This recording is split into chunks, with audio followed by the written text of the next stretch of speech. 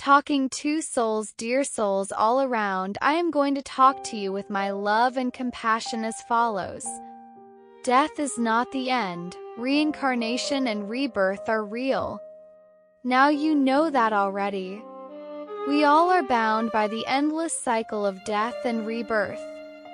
We will continue to be reborn into new lives after we die, and this has been repeated countless times without end.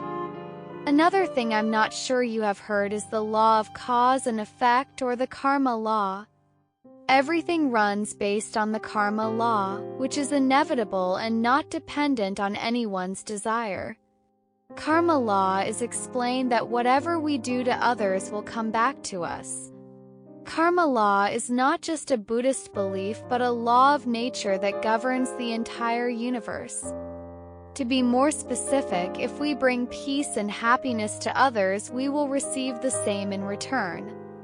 Conversely, if we make others suffer, bad karma will inevitably cause us to suffer sooner or later. More scarily, if we kill other beings, we will be reborn to be killed that way. In other words, our present experiences are determined by our past actions. Therefore, if we are experiencing suffering in the present, we should understand that they result from our past actions towards others. So what happens when we do good deeds for others? Becomes our blessing. Blessings are intangible, but they lead us to have various good choices in our lives. When we are rich, beautiful, intelligent, talented, powerful, and have many advantages, it's because we have accumulated blessings from our good deeds in the past. In contrast, if we are poor, ugly, miserable, disadvantaged, etc., it's because we lack blessings. However, our blessings are not limitless. If we live just to enjoy worldly pleasures without doing more good deeds, our blessings will gradually decrease. The more enjoyment we experience in human life, the faster our blessings lessen. Eventually, when our blessings get drained, we have no chance of rebirth after death and must live in the spiritual realm for many years, even hundreds of years. As a Buddhist, I follow Buddhist teachings and do not indulge in worldly pleasures. I pray to dedicate my life to benefiting others and bringing happiness to those around me with love and compassion. I understand that you, my dear souls, are suffering from hunger and coldness in the invisible realms. I pray to love and help you to the best of my ability, but ultimately, it is up to you to improve your future lives and attain rebirth as humans. Please believe in the karma law, love all beings, and help humans be happy and safe. Please be nice to humans, don't harm anyone, frighten anyone, or cause any trouble. Please let go of arrogance, jealousy, greed, and hatred. Please open your minds to love and help other beings in your power. Please help people love one another and facilitate them to do good deeds. Please try to live a dignified life and avoid secular pleasures such as drinking and sexual desire. Please acknowledge your past mistakes, genuinely repent, and pledge not to repeat them. Please consider yourselves insignificant and treat others with respect, especially noble saints. Please pay profound veneration to Lord Shakyamuni Buddha and practice Buddha's teachings, heading towards non-ego liberation.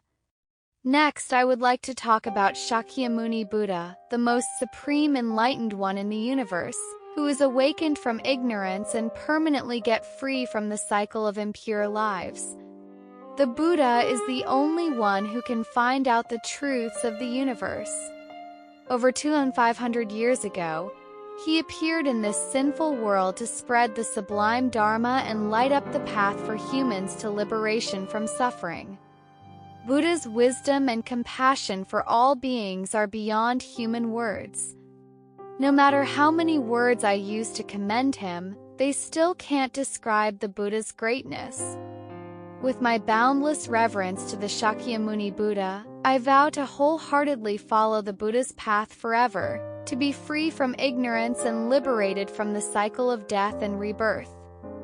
I vow to dedicate my whole life to living for all sentient beings, diligently accumulating every little merit and avoiding every bit of sin to have enough blessings to enter the sacred path of enlightenment.